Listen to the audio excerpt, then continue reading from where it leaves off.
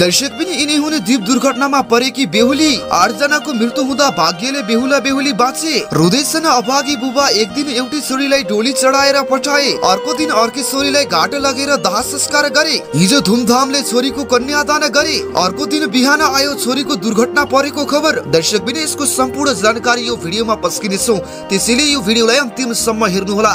साथै साइडमा रहेको बेल आइकन प्रेस गरी सक्दो शेयर अनि लाइक गर्नुहोला। दर्शक पनि प्युठानको 9 बहिनी छ लुङबाट गौमुखी गाउँपालिका छ लिवाङ तर्फ जन्ती लिएर जाँदै गरेको जीव दुर्घटना हुँदा 8 जनाको मृत्यु भएको छ। ती मध्ये घटनास्थलमा 6 जनाको र उपचारका क्रममा जिल्ला अस्पताल भिजुरामा 2 जनाको मृत्यु भएको जिल्ला प्रहरी कार्यालय प्युठानले जनाएको छ। दुर्घटनामा बेहुला र बेहुली सहित 5 जना घाइते भएका छन्। दुर्घटनामा परि गौमुखी गाउँपालिका 6 का एकै परिवारका 3 जनाको मृत्यु भएको छ। गौमुखी गाउँपालिका वडा नम्बर 6 ओखरटारमा आज बिहान भएको जीव दुर्घटनामा ज्यान गुमाउने 39 वर्षीय बसन्त खड्का, उनकी श्रीमती 39 वर्षीय बसन्ती खड्का र 13 वर्षीय छोरी एलिना खड्का छन्। त्यस्तै 50 वर्षीय नन्दी खड्का, 30 वर्षीय केशरी खड्का, 50 वर्षीय बलबहादुर खड्का, 32 वर्षीय खिमबहादुर खत्री र 18 वर्षीय विपना जीसी लगायत 8 जना प्रति भावपूर्ण श्रद्धाञ्जली। शोकाकुल परिवार जन प्रति गहिरो समवेदना। दर्शक बिन बेहुली भित्राउने उल्लासमा रहेको गाउँ सब बोकेर घाट जानु पर्ने बाध्यता आइलाग्यो। निशब्द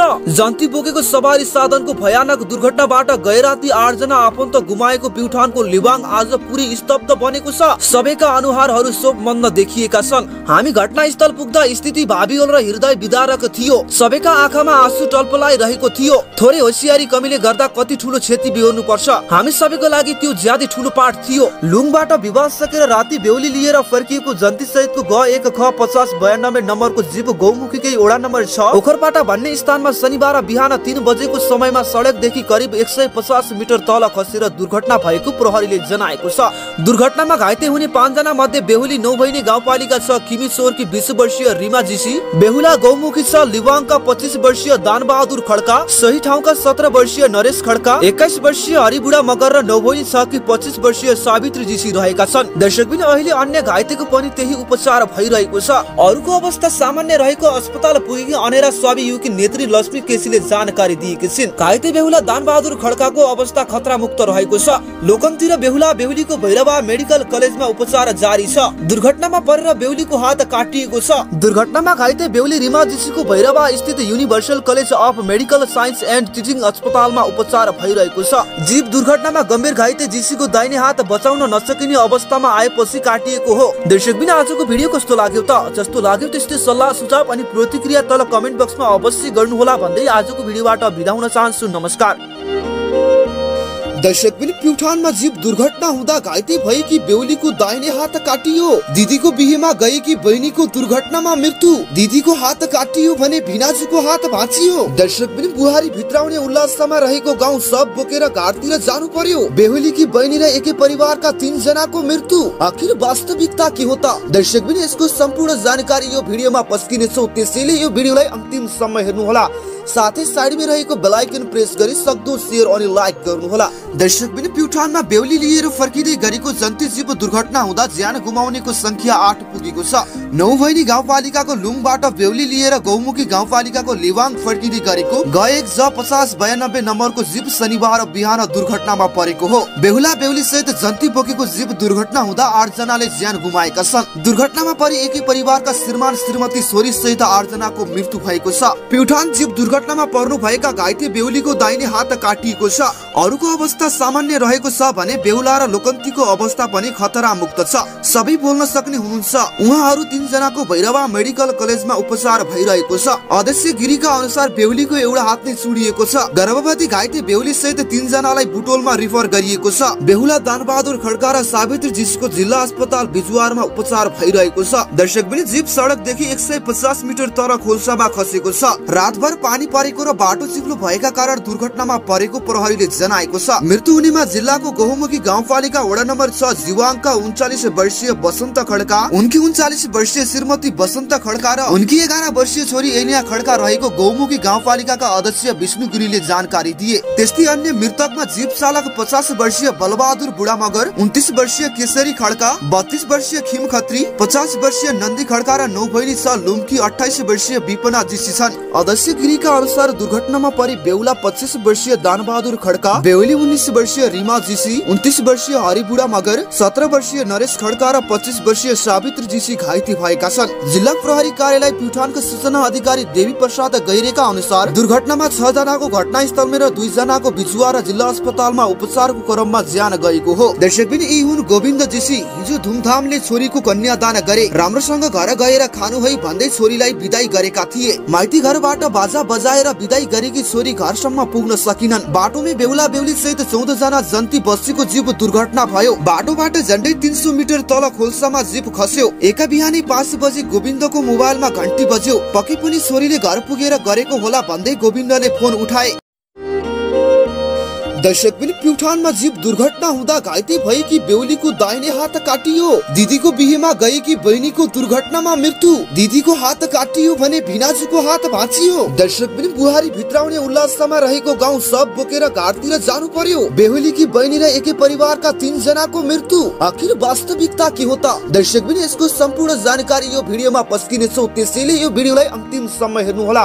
साथै साइडमा रहेको बेल आइकन प्रेस गरी सक्दो शेयर अनि लाइक गर्नुहोला।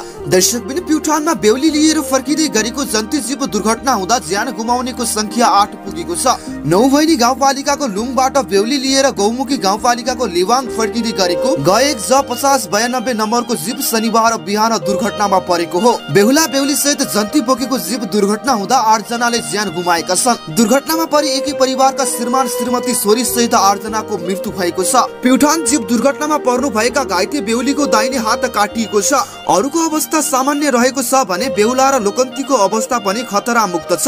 सबै बोल्न सक्ने हुनुहुन्छ। उहाँहरू 3 जनाको भैरवा मेडिकल कलेजमा उपचार भइरहेको छ। अध्यक्ष गिरीका अनुसार बेहुलीको एउटा हात नै चुडिएको छ। गर्भवती घाइते बेहुली सहित 3 जनालाई बुटोलमा रिफर गरिएको छ। बेहुला दानबहादुर खड्का र सावित्री जीसीको जिल्ला अस्पताल बिजुवारमा उपचार भइरहेको छ। दर्शक पनि जीव सडकदेखि 150 मिटर तल खोल्सामा खसेको छ। रातभर पानी परेको र बाटो चिप्लो भएका कारण दुर्घटनामा परेको प्रहरीले जनाएको छ। मृत्यु हुनेमा जिल्लाको गहुमुखी गाउँपालिका वडा नम्बर 6 जिवाङका 39 वर्षीय बसन्त खड्का, उनकी 39 वर्षीय श्रीमती बसन्त खड्का र उनकी 11 वर्षीय छोरी एनिया खड्का रहेको गहुमुखी गाउँपालिकाका अध्यक्ष विष्णु गिरीले जानकारी दिए। त्यस्तै अन्य मृतकमा जीप चालक 50 वर्षीय बलबहादुर बुढा मगर, 29 वर्षीय केशरी खड्का, 32 वर्षीय खिम खत्री, 50 वर्षीय नन्दी खड्का र नौभैनी 6 लुम्की 28 वर्षीय विपना जीसी छन्। अध्यक्ष गिरीका अनुसार दुर्घटनामा परि बेहुला 25 वर्षीय दानबहादुर खड्का, बेहुली 19 वर्षीय रीमा जीसी, 29 वर्षीय हरिबुढा मगर, 17 वर्षीय नरेश खड्का र 25 वर्षीय सावित्री जीसी घाइते भएका छन्। जिल्ला प्रहरी कार्यालय प्युठानका सूचना अधिकारी देवी प्रसाद गैरेका अनुसार दुर्घटनामा 6 जनाको घटनास्थलमै र 2 जनाको बिजुवा र जिल्ला अस्पतालमा उपचारको क्रममा ज्यान गएको हो। दर्शकबिन यी हुन् गोविन्द जीसी। हिजो धुमधामले छोरीको कन्यादान गरे, राम्रोसँग घर गएर खानु है भन्दै छोरीलाई बिदाई गरेका थिए। माइती घरबाट बाजा बजाएर बिदाई गरेकी छोरी घरसम्म पुग्न सकिनन्। बाटोमै बेहुला बेहुली सहित 14 जना जन्ती बस्तीको जीव दुर्घटना भयो। बाटोबाट झन्डै 300 मिटर तल खोल्सामा जीव खस्यो। एका बिहानै 5 बजे गोविन्दको मोबाइलमा घन्टी बज्यो। पक्कै पनि छोरीले घर पुगेर गरेको होला भन्दै गोविन्दले फोन उठाए। दर्शक पनि प्युठानमा जीव दुर्घटना हुँदा घाइते भएकी बेहुलीको दाहिने हात काटियो। दिदीको बिहेमा गएकी बहिनीको दुर्घटनामा मृत्यु। दिदीको हात काटियो भने भिनाजुको हात भाँचियो। दर्शक पनि बुहारी भित्राउने उल्लासमा रहेको गाउँ सब बोकेर घाटतिर जानु पर्यो। बेहुलीकी बहिनी र एकै परिवारका 3 जनाको मृत्यु। आखिर वास्तविकता के हो त? दर्शक पनि यसको सम्पूर्ण जानकारी यो भिडियोमा पस्किनेछौँ, त्यसैले यो भिडियोलाई अन्तिमसम्म हेर्नुहोला। साथै साइडमा रहेको बेल आइकन प्रेस गरी सक्दो शेयर अनि लाइक गर्नुहोला।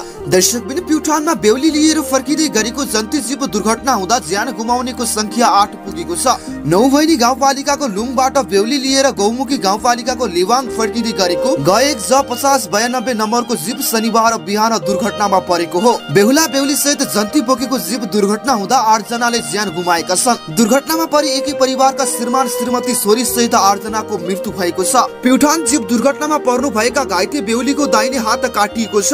अरूको अवस्था सामान्य रहेको छ भने बेहुला र लोकन्तीको अवस्था पनि खतरा मुक्त छ। सबै बोल्न सक्ने हुनुहुन्छ। उहाँहरू 3 जनाको भैरवा मेडिकल कलेजमा उपचार भइरहेको छ। अध्यक्ष गिरीका अनुसार बेहुलीको एउटा हात नै चुडिएको छ। गर्भवती घाइते बेहुली सहित 3 जनालाई बुटोलमा रिफर गरिएको छ। बेहुला दानबहादुर खड्का र सावित्री जीसीको जिल्ला अस्पताल बिजुवारमा उपचार भइरहेको छ। दर्शक पनि जीप सडकदेखि 150 मिटर तल खोल्सामा खसेको छ। रातभर पानी परेको र बाटो चिप्लो भएका कारण दुर्घटनामा परेको प्रहरीले जनाएको छ। मृत्यु हुनेमा जिल्लाको गहुमुखी गाउँपालिका वडा नम्बर 6 जीवाङका 39 वर्षीय बसन्त खड्का, उनकी 39 वर्षीय श्रीमती बसन्त खड्का र उनकी 11 वर्षीय छोरी एनिया खड्का रहेको गहुमुखी गाउँपालिकाका अध्यक्ष विष्णु गिरीले जानकारी दिए। त्यस्तै अन्य मृतकमा जीप चालक 50 वर्षीय बलबहादुर बुढा मगर, 29 वर्षीय केशरी खड्का, 32 वर्षीय खिम खत्री, 50 वर्षीय नन्दी खड्का र 9 बहिनी छ लुम्की 28 वर्षीय विपना जीसी छन्। अध्यक्ष गिरीका अनुसार दुर्घटनामा परि बेहुला 25 वर्षीय दानबहादुर खड्का, बेहुली 19 वर्षीय रिमा जीसी, 29 वर्षीय हरिबुढा मगर, 17 वर्षीय नरेश खड्का र 25 वर्षीय सावित्री जीसी घाइते भएका छन्। जिल्ला प्रहरी कार्यालय प्युठानका सूचना अधिकारी देवी प्रसाद गैरेका अनुसार दुर्घटनामा 6 जनाको घटनास्थलमा र 2 जनाको बिजुवा र जिल्ला अस्पतालमा उपचारको क्रममा ज्यान गएको हो। दर्शक पनि यी हुन् गोविन्द जीसी।